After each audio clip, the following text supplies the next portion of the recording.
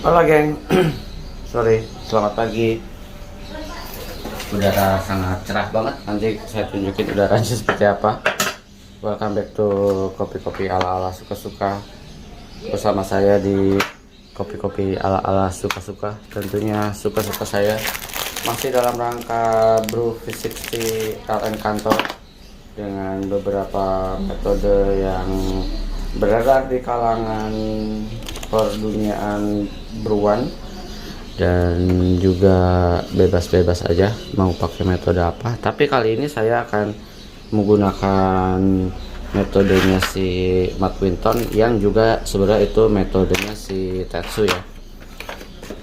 Cuman kalau Tetsu nyebutnya 4:6, kalau si Matt Winton nggak ada istilahnya.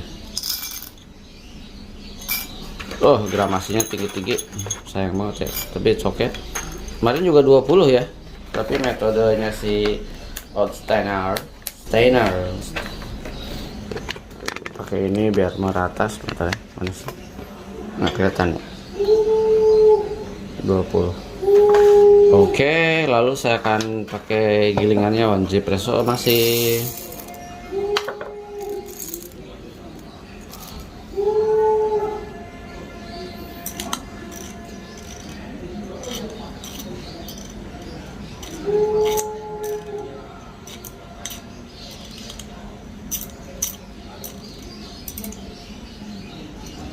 Lima,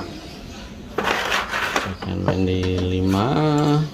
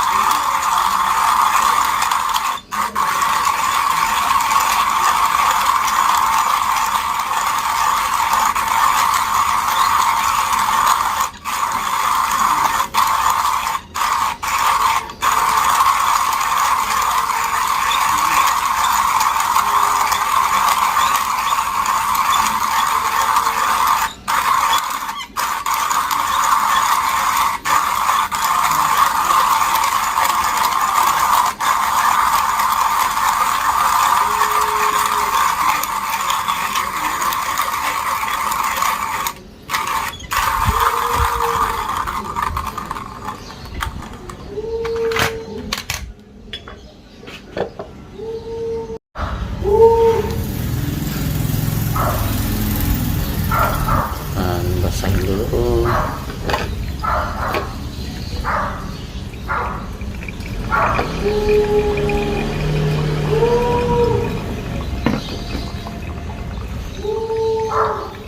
Saya pakai suhu 92 derajat Celcius kali ini. Let's brew. Bentar ya, saya tuangkan dulu kopinya. 20 gram. Pas nih gilingannya. Saya pakai One Presso di circle 5 ya. Diratakan, lalu kita nyalakan.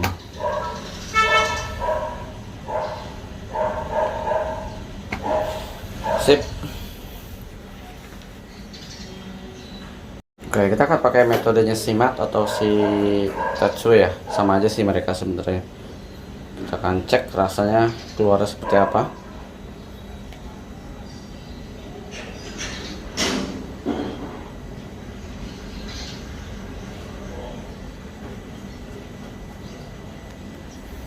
Di 50 saya mesti goyang-goyang sedikit timbangannya, karena timbangan ini murah meriah, jadi dia nggak, kadang di second keberapa mati, jadi saya mesti goyang-goyang dikit. Oke, lalu kita akan tambahkan lagi sampai dia 120.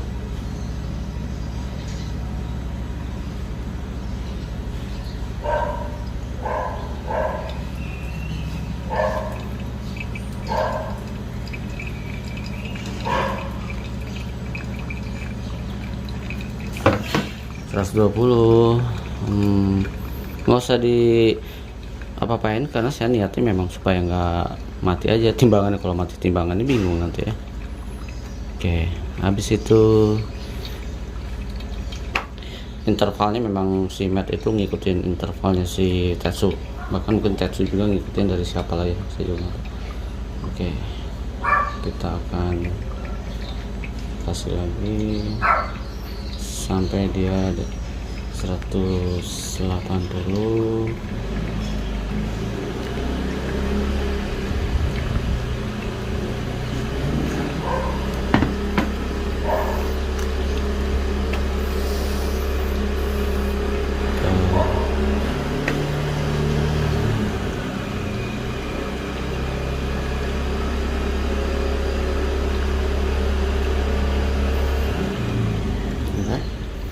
Kita kasih dia lagi sampai 240.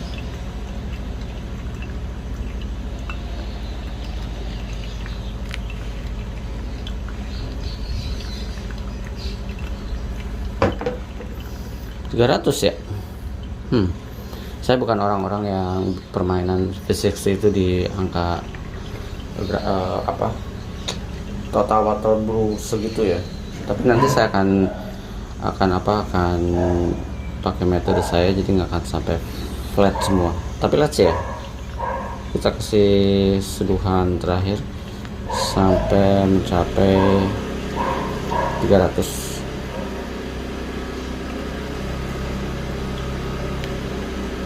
Pas. Oke.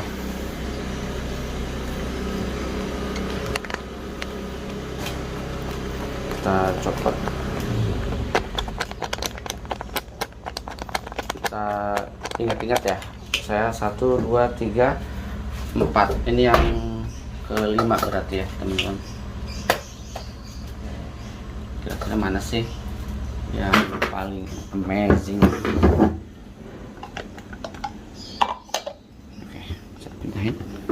Rasanya yang paling amazing dari semua itu, bentar ya, sabar ya, saya pasang ini.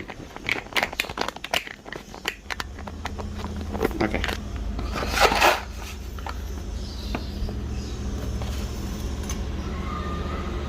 Nampak sebentar ya.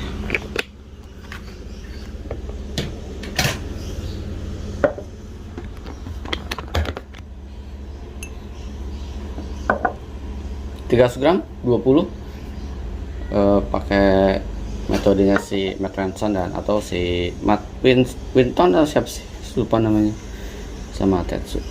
Kita akan aduk dulu ya. Tumpah ini kekecilan ya, saya beli servernya buat isengan kayak gini-gini, jadi agak susah untuk saya. Aromanya enak.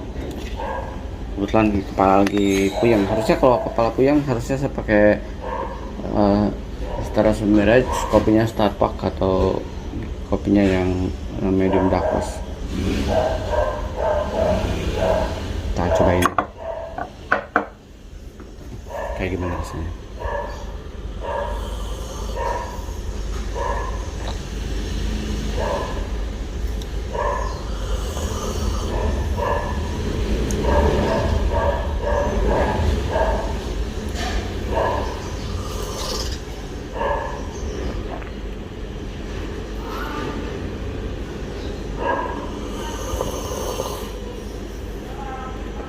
Ini lebih punya body dari yang keempat,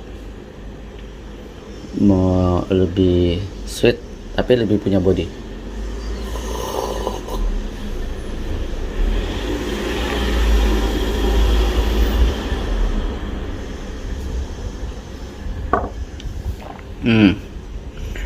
Ini juga enak dengan metode ini. Dia lebih punya body, lebih mouthgasm ya, lebih somehow lebih balance untuk body dan ada di level atas tepatnya ya dibanding kemarin saya yang keempat. Ini tuh ekstensinya metode brew yang keberapa saya lupa ya, ketiga ya masalahnya. Tiga tuh apa ya, enggak, metode brew yang pertama tapi ekstensinya secara body. secara body.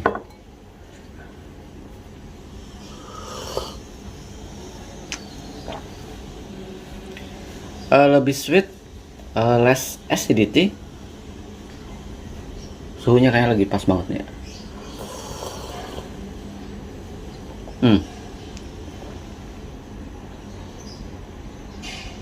Oke. Ya, lebih sweet di mulut, less acidity. Ini juga enak dengan metode ini, si Colombia El Encanto ini. Jadi teman-teman memainkan V60 dengan metode siapapun, atau kalian mau adjustment metodenya si Chadwang atau Daichi atau Daiko atau Kole atau banyak lah pokoknya. Itu juga mereka sebenarnya metode-metode yang memang dimodif dari metode-metode sebelumnya. Bisa aja kalian misalkan pakai metodenya si Chadwang gitu.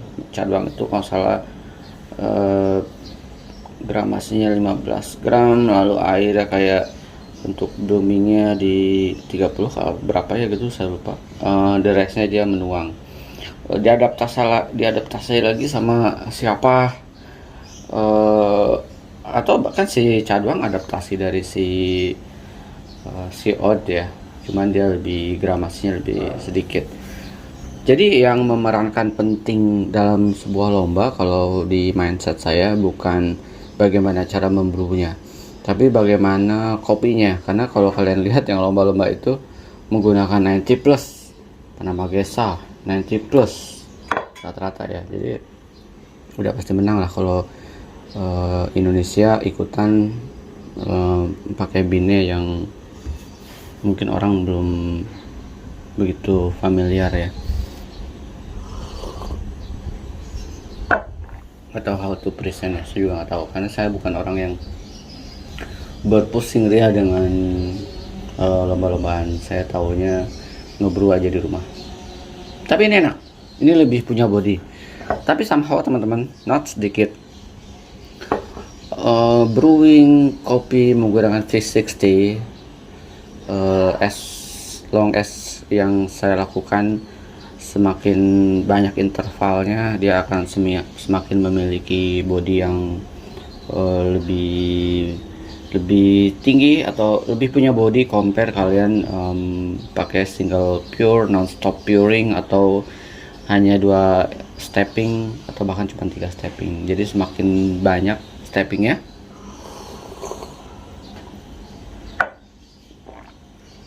dia akan semakin memiliki body, mungkin bahkan semakin memunculkan karakter-karakter yang kalian nggak temukan misalkan di hanya sekali atau 2 kali interval brewing ya.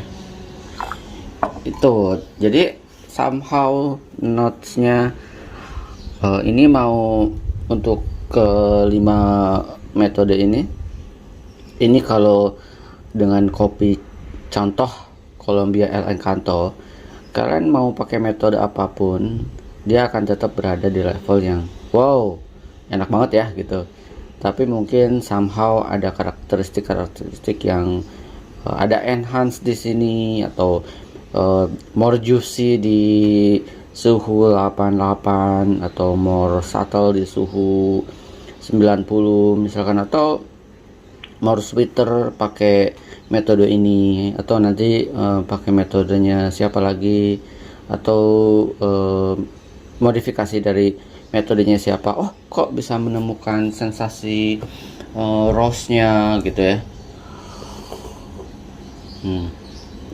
Atau ternyata di metode yang ini tuh lebih candied plum, peach cranberry-nya lebih kental ya gitu, compare misalkan pakai metode yang single brew atau 2 kali interval brew, dia lebih kok ada hints rose bloomnya ya gitu.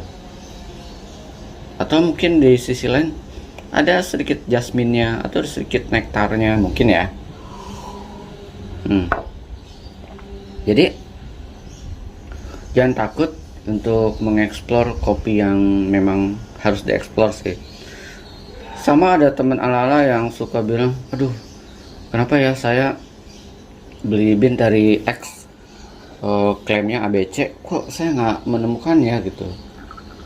Ya mungkin bukan metodenya yang salah teman-teman, tapi kalau saya mungkin kopi nggak salah sih, tapi mungkin orang yang mengklaimnya yang salah ya. Harusnya kopinya peruntukan buat apa? Buat komersial, dia klaim specialty, notesnya mulai ngarang-ngarang, rasa martabak lah, rasa tai kuda yang di topping selera, atau rasa apa yang aneh, misalkan rasa ayam geprek lah, rasa ayam pecel lele lah, itu mulai aneh-aneh ya. Mungkin bener, tapi buat saya somehow kok terlalu gimmick ya gitu. Mungkin nggak sejauh itu sih gitu, mungkin ya, atau memang saya nggak terlalu update tentang si kopi-kopi lokal yang klaimnya udah semakin ajaib sih. Oke teman-teman, jadi kembalikan lagi, ini aromanya jadi enak ya. Sama catatan sedikit, ketika kopi kalian pertama kali dituang sama tetes dituang dengan suhu yang sedikit menurun, dia akan punya sensasi aroma yang berbeda sedikit, dan somehow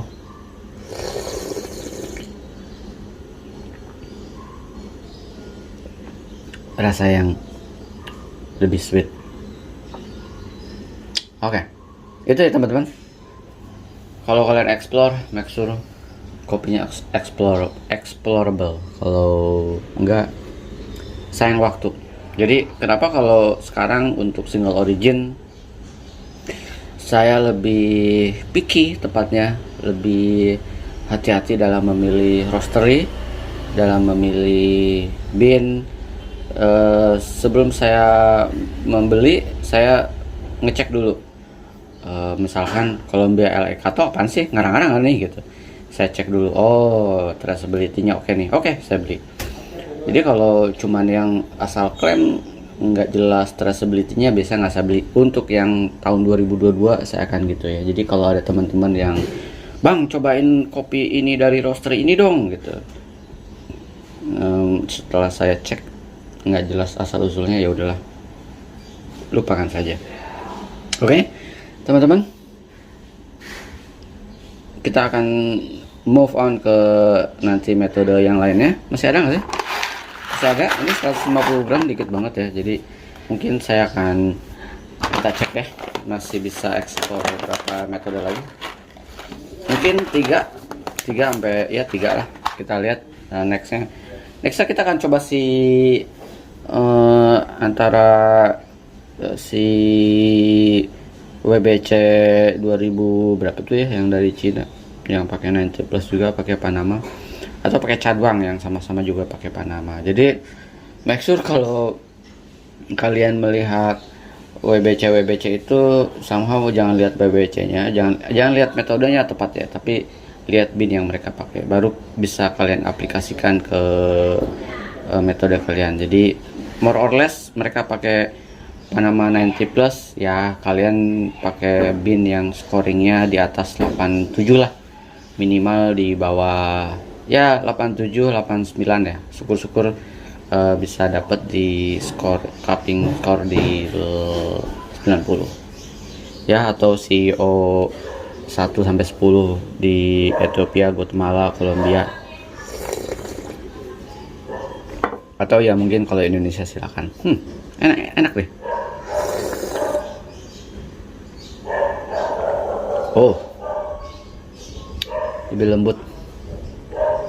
Oke lah, lebih banyak bercincong tanpa bisa menerjemahkan kayak orang presentasi di depan dewan juri. Simply kalau saya ini kopi enak banget ya, kalau memang ada notes yang bisa saya terjemahkan ya udah, kalau enggak ya udah, enjoy aja. Saya melakukan ini untuk menunjukkan bahwa teman-teman kita harus berangkat dari basic kopinya dulu ya. Masalah masalah tools, masalah metode itu bisa menyusul. Kita mesti belajar kopinya dulu, kita mesti memperdalam kopinya dulu ya. Saya bukan siapa-siapa, cuman home brewer yang mencoba memahami diri saya sendiri dengan kopi yang saya minum. Itu aja, tanpa ada maksud so tahu menguliahi apalagi atau apapun lah itu. Toh saya juga sharingnya sesama home brewer, bukan sharing untuk orang-orang yang kursus atau even juri-juri atau bahkan prosesor. Oke, sampai ketemu di kopi-kopi halal. Ciao.